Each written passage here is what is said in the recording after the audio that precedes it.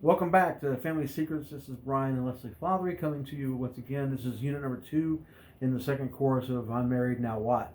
We want to talk about that a little bit more. We talked in the last unit about the standard, the what godly marriage actually is, and how that looks, and we even encouraged you, if you didn't have that ability to do that because of divorce or a loss of a loved one or whatever, how you can still raise a standard even though the standard of man and wife is not in your home, and you can still model really good things in front of your kids. So that's in there.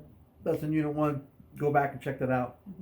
We failed to mention, I think, in unit 1, we'll have some resources available for you to help you in regards to that. We'll do that again at the end of this video. We'll remind you at the end of the video as well of some resources that you can go and get in the link and grab those resources and tools to help you live your life.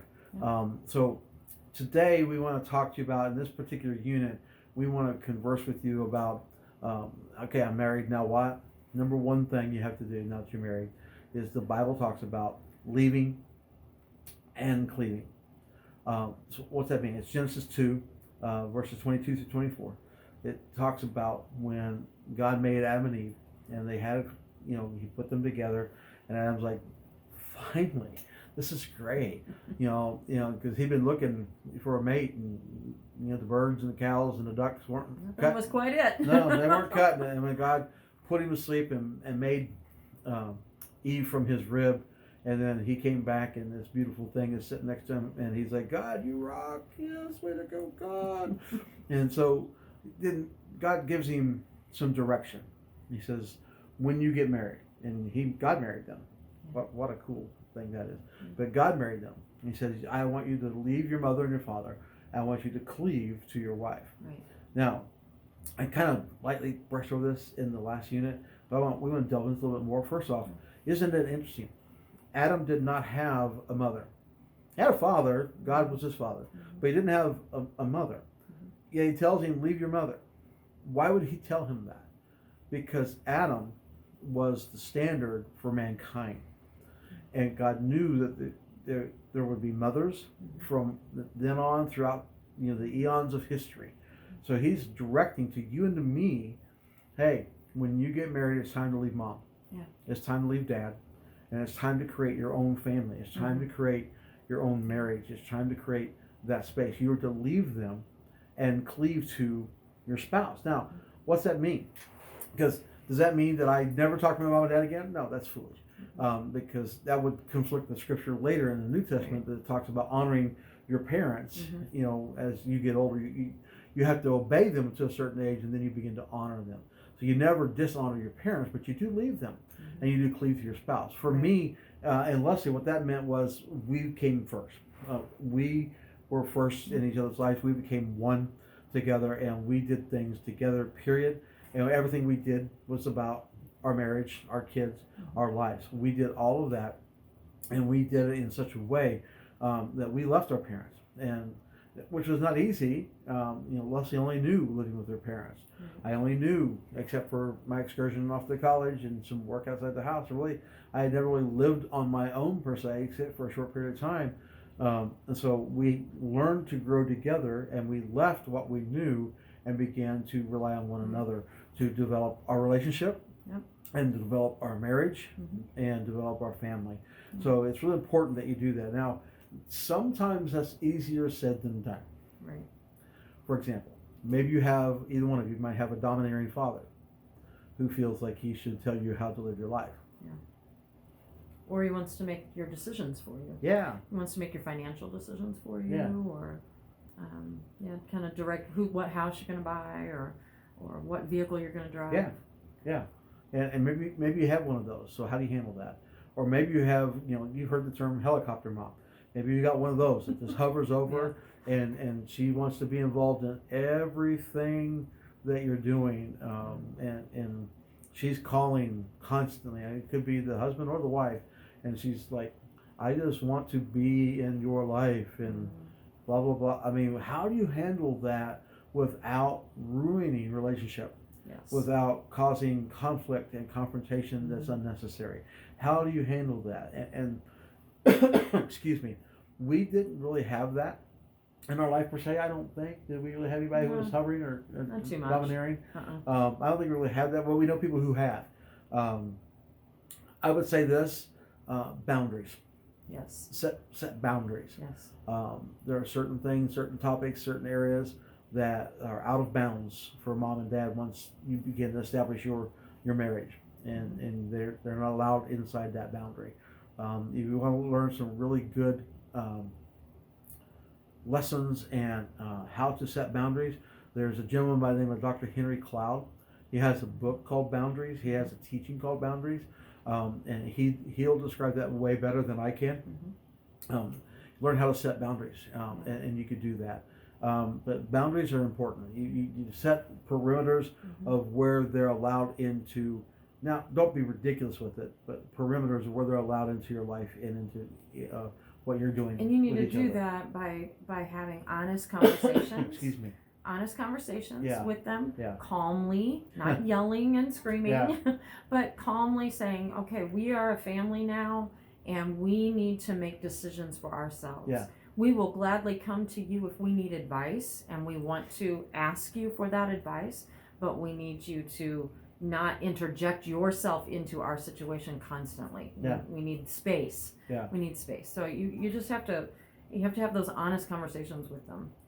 And I think the biggest deal about that is when you're doing that, remember the scriptures as to honor your mother and father. So you're not coming in, listen, old man, listen, old lady. You're not. There's no disrespect. There's no dishonor. You're coming in, hey mom, hey dad. We just want to sit down with you. We want to have this conversation with you. We feel like we need to set some boundaries for our life, and we want to include you in those boundaries. This is where we see this going, and have those conversations. They're uncomfortable at the very least. They can be hard at the worst. They can be confrontational. But try to avoid. I mean, it may become confrontational, but try to avoid that as much as possible. When you come in, pray over it. Yeah. Come in prayerfully. Come in with honor and respect to your parents. And I wouldn't do it with both sets of parents at the same time. I would do it one set of parents at a time. And because you don't need to have four ganging up on your two. And hopefully they'll be supportive of you. Yeah, I think they will. They'll rally around that and say, okay, Yeah. we're going to watch you and see you succeed. Yeah. You know, hopefully they'll be positive. Yeah. I think another place that we leave and cleave is in a spiritual sense, where we draw lines.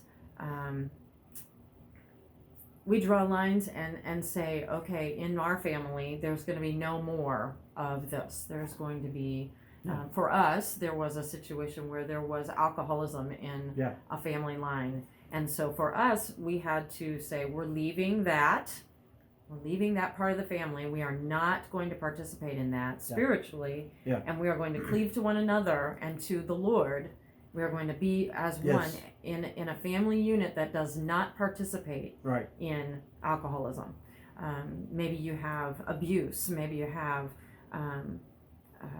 someone who's dishonest. The dishonesty runs in the family, or so maybe you have spiritual things that are things that you need to leave the family. That's good. Leave the family and make your own decisions about this family. From this point forward, we will not do that, and we will choose to do what's right and do it together. And so that's another aspect of leaving and cleaving. Yeah, and you can make a practical thing. For example, in our house, we don't watch rated R movies. Even we like them. We've made one exception in 30 plus years, and I took my oldest daughter and we went and watched The Passion of the Christ. It was rated R. That's the only exception that we have ever made for a rated R movie. Otherwise, we don't watch R-rated movies in our home because we're trying to protect our children, our own selves, from the things that come into our ear gates and eye gates, and we're trying to protect ourselves from that. So it goes back to being a standard and doing that. And so when you become in Leave and Cleave, there's a standard that's set that now we're one. Yeah. And we are together. We're it. Right. And learn to become one. When people see me or Leslie, even if we're not together, they're always asking, well, where's Brian or where's Leslie if we're not together? Because everyone knows we're one. Yeah. Everyone knows that we are inseparable and unbreakable. And so because of that, we live life together. Yeah, we live life together. Yeah. So learn to be one. Learn to be people that live life together. Learn to be one in all that you do. as young married people, some young married people have a lot of trouble with the idea of I'm married now. Yeah. Some people are fine; they don't have any problem with that. But the thought process has to become: I'm married. I am one with my spouse, and I need to be together with my spouse. Yeah. When we got married, we stopped going and doing every friend thing that we could do every night of the week because we needed to be together. We were starting a life together and we Yeah. were living together. Yeah. And so if I'm constantly going out with my friends, I'm not spending time with him and our relationship won't grow. So that's what we're encouraging you. You need to choose your spouse. Choose your spouse every day. Choose to spend time with your spouse. Brian was awesome at that. He went to work and he could barely wait to come home because he was ready to come see me. Yeah. He was ready to be where I was at and to do things with me. He was fine with work, with the people he worked with, but he always says they weren't as pretty as me. So, And they weren't. So he wanted to come home and spend time with me. And that's the kind of attitude you have to Yeah. adopt that, I love my friends. I'm not going to shun my friends in the sense of never see them, but, it's a choosing of a certain time to be with them. But then most of my time, majority of my time, Mhm. I'm building relationship with Brian. I'm Yeah. building relationship. We're together. Yeah. We're together. Yeah, I'll give you an example of that. I worked for a particular company, and I was in management of a local place, and we had a regional manager who would just show up out of the blue every so often. I'm like, "Come on, guys, let's go!" And he would take everybody out to a place to go shoot pool, maybe drink a beer or two, and I don't drink, but they do that. Well, I never went. I never, when he just show up, I never went and played with them. And so finally he showed up in my office one day, said, "Come in the office, sit down, let's talk." He goes, "Do you not like me?" It's like, "No, you're fine. I like you fine." He goes, "Why don't you ever go when I show up and go?" I'm like, "Well, I'm married." Yeah. He goes, "What?" I said, "I'm married. And I'm not going to last minute call my wife up, 'Oh, by the way, we're going to go play and do dumb things and have, go socialize.'" And I don't know what she's already prepared for a meal. We hadn't had this conversation. I said, "If you can give me a heads up, I'll go. You can give me a day or two notice. I can, well, I like the surprise and I want to be an impromptu." And like, "That's fine. I can keep my mouth shut. Just let me know. And as long as I let my wife know that I'm not coming home right away after work, I'm going to go do this, Mm-hmm. I can do that. I'm not going to do it every night, Yeah. but I can do it on an occasional basis. But I prioritize my marriage. I prioritize my wife. And he respected that. He honored that. And then the next time he was coming, it was like 2 days prior, he gives me a call. "Hey, just know in 2 days I'm coming, you're going." I'm like, "Okay, I'll let my wife know." And I went and I played pool and hung out with the guys. They started getting drunk. That's when I was done. I was drinking my soda. And then I just went home at that point. But I went and hung out and played. It's not because you're not having fun. It's not because you're trying to be super spiritual or antisocial. Being thoughtful. But we're being thoughtful because we're one. Yeah. And so I want to make sure that is the priority. Right. A lot of divorce happens because one or the other, or maybe both, forgets that they're not single. Yeah. They forget that they're married. Mm-hmm. And I gave up the right to be selfish. Mm-hmm. I gave up the right to go play every day with my friends and pals and do all the things that they do. Yeah. Once I decided I became one with my wife, I gave up Yes. that right. Yes. And so now I have the responsibility. Right. I gave up a right Mm-hmm. and joined a responsibility. Yes. So now my responsibility is to her. Right. Is to our marriage. It's to us. And that's not a burdensome thing, Mm-hmm. and that's not an onerous thing. Nope. It's something that's a delight, and Yeah. it's something that's enjoyable. Yeah. And unless you come into it with that, and you left your parents, and you cleave to your spouse, Mm-hmm. and you learn to become one, and it's actually fun to be one. It just is. And I'm not just talking sexual. I'm talking about we have so much fun together as a couple. We have so much fun together raising our family together. We enjoy our life. When we were first married, Yeah.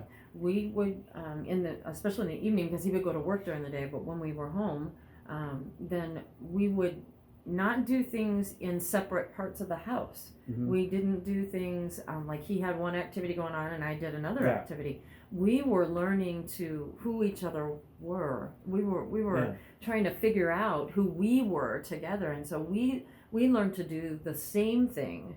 Yeah. I was an avid book reader, but when we were first married, I didn't read a lot of books, fiction books or anything, because I was trying to share time with him and make sure that we were seeing and hearing Yeah. the same things, Yeah. and so we were all on the same page. Yeah.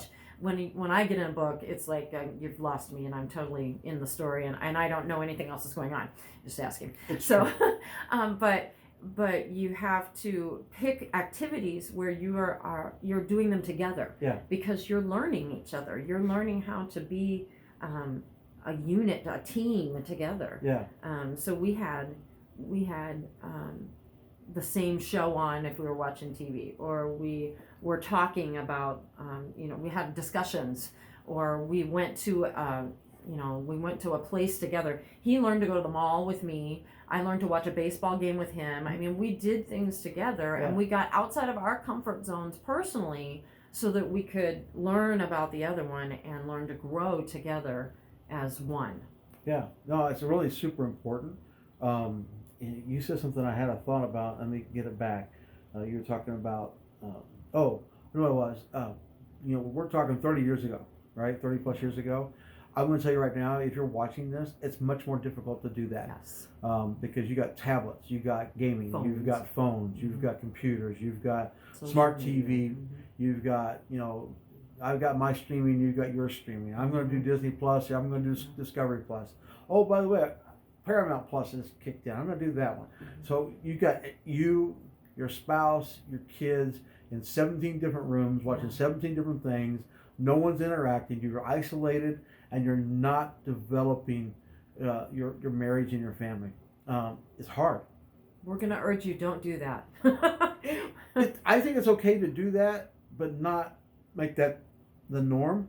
Make that the exception. You need to have time where you guys are interacting as one. You need to have time where you guys are doing things together. Yeah.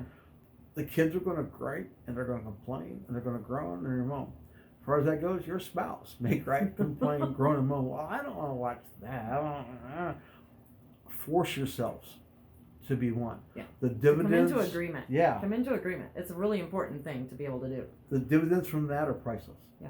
You guys, I'm just going to tell you right now, Yeah. it's really difficult in this culture to learn to be one, because this culture talks about me.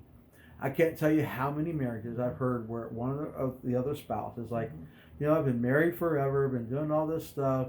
Yeah. I needed to learn about me. Mm-hmm. I did the mom thing, I did the dad thing, like it's a phase. It's not a phase, it's your life.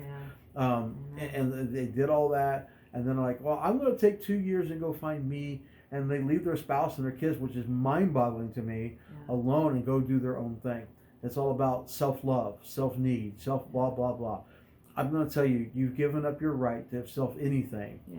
Now it's focus on the other one. It is mutual. Mhm. You do need time alone. You do need Sure. time to reflect. Everybody You do does. need time to maybe have some time of isolation, but that's the exception, not the rule. And so I hope that encourages you. I hope that you know that marriage is work. Yeah. It's work. Yeah. But it's an enjoyable work. Yeah, it's good work. And it's something that if you can get passionate about your spouse, passionate Mhm. about your family, Yeah. passionate about your kids, and not Mhm. just when they're playing football, basketball, or baseball, Yeah. not when they just did something really good at school, not just Mhm. because some teacher chewed them out and you're not happy about that. Mm-hmm. You can get passionate about your kids, who they are, Mm-hmm. not what they do. Right. If you can get passionate about their personality, you can get passionate about each other as friends and lovers and partners in life, Mm-hmm. then I think you've got something going on. Right. So we want to encourage you. Don't forget to leave and cleave, Right. and then don't forget and please work at it. It takes effort. Mm-hmm. Learn to live as one, Right. because it's vitally important. Yes. It really, really is. Anything else to add here as we wrap up? Okay.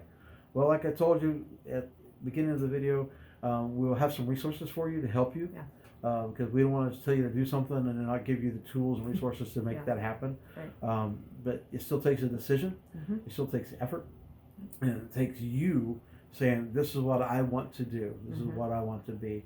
So again, we're here for you. We love you. We're glad you're here at Family Secrets, and look forward to the next unit in this particular course. We will talk to you again very soon. Yeah.